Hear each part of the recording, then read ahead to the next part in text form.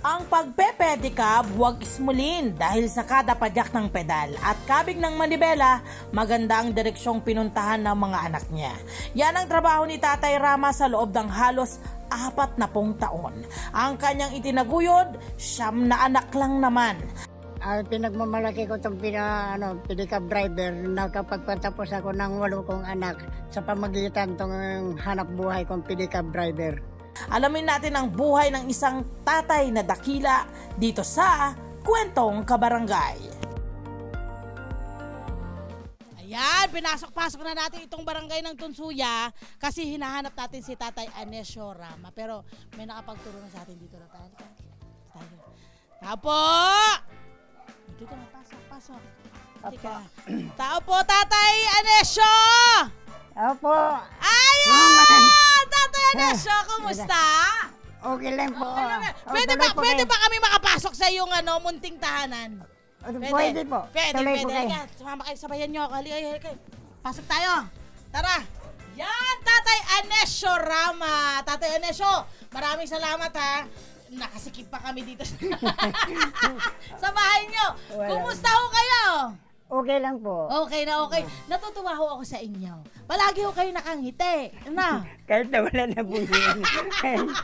Kahit na walang ipin. Ganun talaga ang buhay. Yan ba sikreto ng buhay? Yung lagi kayong nakangiti.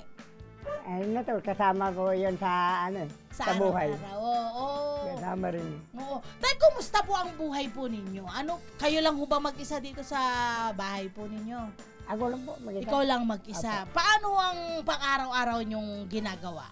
Pagkagising nyo? Pagkagising, maligo, mag-saing, tapos pupunta na sa yung sa todahan. Oo. Kasi kayo po ay nagpe-pedicab. Opo. Gaano katagal na ho kayo nagpe-pedicab? Matagal na po.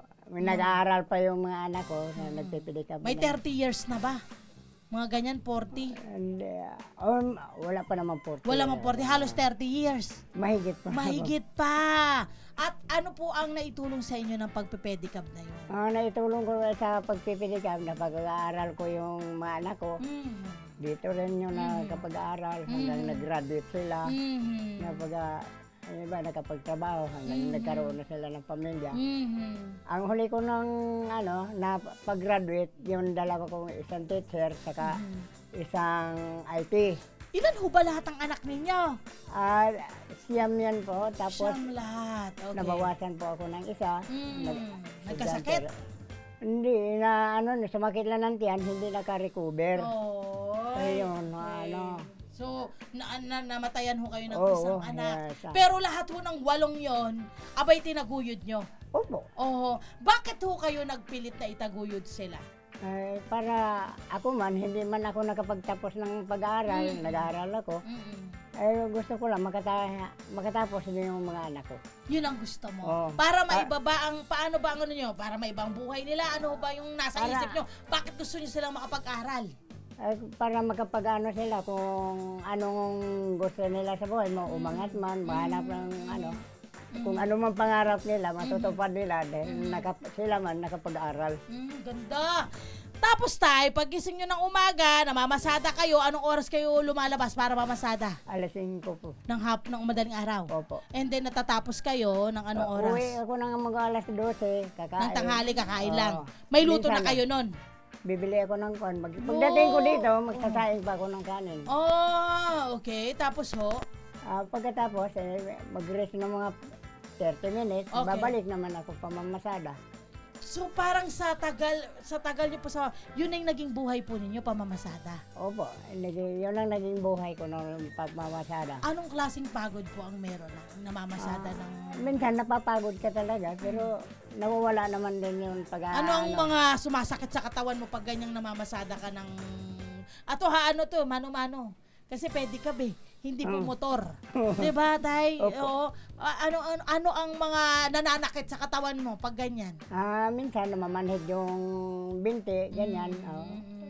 Ganon lang yung Pero pag nagkapagpahinga naman, okay naman din. Tay, kasi yung mga anak ninyo ay mga nakapagtrabaho na, wala ho ba kayong balak na ihinto yung inyong pagtatrabaho? Ano ho ba ang nakikita nyo rito? Bakit ganon? Dito kasi sa medyo para sa akin, para madali, exercise pa. Sa pagka ngayon, madali lang, exercise pa. Parang hindi kayo sanay na nakahinto? Hindi po. Sanay kayo na gumagalaw, Gumagalaw talaga. Kumusta ang mga anak ninyo? Kayo ba ay tinutulungan ng mga anak ninyo? Ngayon, mga anak ko, dahil may mga nag-aaral na rin, yun naman tinutukan nila. Parang sa inyo, okay na hindi ibalik sa inyo yung tulong na ibinigay nyo sa mga anak nyo. Ang gusto nyo lang, yung mga anak nila, kung may pamilya na sila, alagaan nila, kagaya ng ginawa mo pag-aalaga. O tay, mahirap po ba ang maraming anak? Hindi naman, mahirap pag medyo nagigipit ka, pero masaya naman. Pag kayo nagkakasama, masaya naman. Pero ano ang payo ninyo sa mga pamilya na magsisimula pa lang ng pamilya? Ano sa tingin nyo ang pinaka magandang gawin po nila sa buhay? Pag gusto nilang magpamilya at gusto nila ng hindi naman sobrang hirap. Kasi kayo talagang kailangan yung gumapang. Dahil nga, siyam yung bubuhayin po eh. Opo. Ano sa tingin po ninyo yung inyong payo sa ating mga... Para sa akin, yung magpamilya pa lang, kailangan magsinop. Hindi yung padalos-dalos sa ibang mga bagay na hindi maganda. Kasi walang maidudulot yun, o kundi halos hindi na magkapag-aral din. Yes. So mas mabuti kung kailangan kaya nyo. Kayanin mo yun. Sabi ko nga, ako nakakaya ko nga. Bakit yung iba hindi makakaya? Yun. Dahil sa pangarap ko lang. Yun. Kasi diba meron din naman pinababayaan ang mga anak. So kayo, anong payo nyo sa mga magulang naman? Mga magulang naman, huwag naman masyadong konsentihin yung mga anak kung anong ginagawa. Kailangan payuhan. Kailangan madisiplina ng maayos. Hindi mo kailangan bugbugin yung mga bata. Yung sweet. Kayo po inuupahan nyo po itong munting bahay nyo na ito. Magkano po yung upa nyo rito? 1.8 yan, isang buwan. 1.8 isang buwan. Nababayaran nyo naman lagi? Nababayaran. Advance naman ako nakapagbayad din. Pakahusay. Ang ganda ng nyo. Hindi kayo nang lalamang sa kapwa? Ay, hindi. Bakit dapat hindi nang lalamang? Ay, masama naman din yung malalamang ka. Bakit hindi mo pinagpaguran gagamitin mo. Hindi rin maganda sa buhay. Hindi rin maganda sa buhay. Walang may dudulot mabuti yun. Oo. Bukod doon, tay, sa kinikwento nyo mo sa amin na mga parang magandang asal. Ano, sa loob ho ng 74 na po kayo ngayon? Tama po. Sa loob po ng 74 years po ninyong existence sa mundong ito, ano po yung mga pwede nyong ituro sa ating mga kabataan ngayon, sa buhay nyo? Ano po yung mga dapat nilang matutunan mula po sa inyo na pwede nilang gamitin para naman sila makasurvive din sa life? Para sa akin naman, yung kailangan masipag. Okay. The usual pa rin masipag. Ano pa ho? Walang ibang... Masinop! Huwag magastos! Masinop talaga. Unang pangangailangan, masinop. Halimbawa, nagtatrabaho ka ng minimum lang, magtabi ka. Yan. Para sa hindi ubus-ubus biyaya. Hindi. Huwag ka nang gumastos na lagpas doon sa kinikita mo. Louder, tay! Louder! Ito na, tay! Kayo po ay meron na raw hinuhulugan na lupa. Ang galing niya naman. Di ba, napagtapos nyo na yung halos napagtapos nyo na yung siyam yung anak, ay 8, no? Tapos ngayon may hinuhulugan pa rin kayo. So may naitabi pa rin talaga kayo. Paano nyo nagawa yun? Kung may sobra naman, naitatabi yun.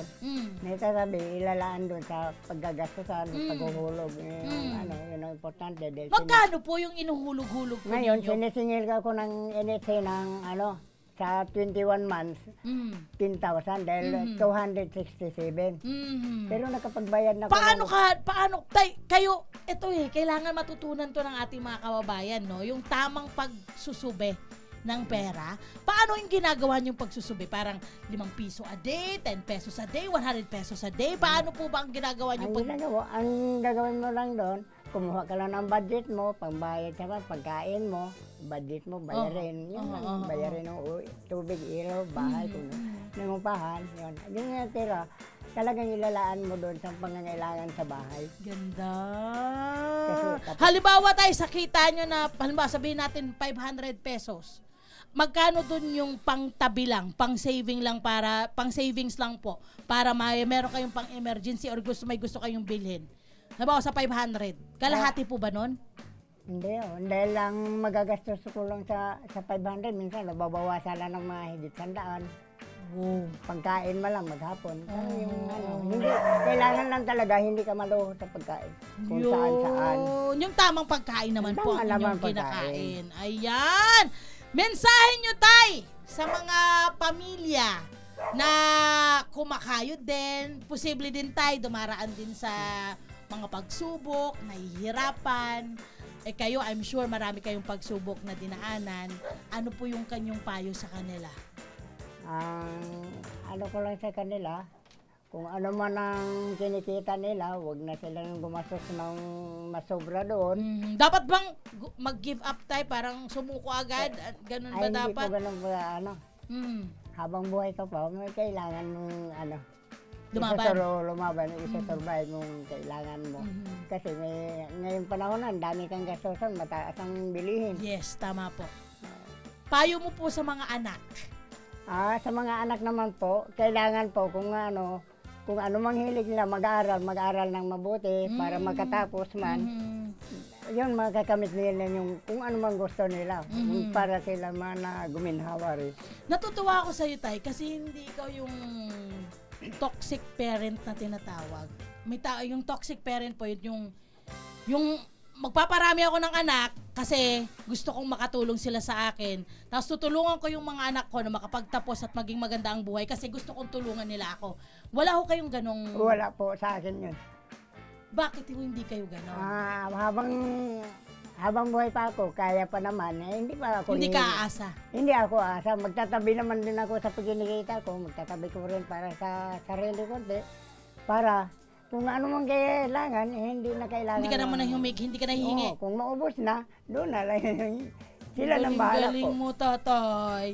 Isang responsableng tatay po kayo. Mabuhay po kayo. Nako, I'm sure. Siguro naman, mahal na mahal kayo ng mga anak ninyo. Ano ha? Okay naman mga anak ko. Wala namang problema kami sa mga anak. Very good. Yan ang maganda. Tay. Kahit magkalayo kami. Totoo. Dahil sa anak buhay. Oo. Yun. Ayan. Lagi akong minomonitor ng cellphone. Kumusta ka dyan? Ganito. Yan lang. I love you. Ayun na lang yan. Hello po mga Kanet 25! Si Kuya Tony Pet po ito mula sa Love, Tony Pet and Everything. For more Love, Tony Pet and Everything updates, just click on our subscribe button and follow us on our Net25 social media pages at Net25 TV and at Net25 Entertainment Facebook. Magkita-kita po tayo!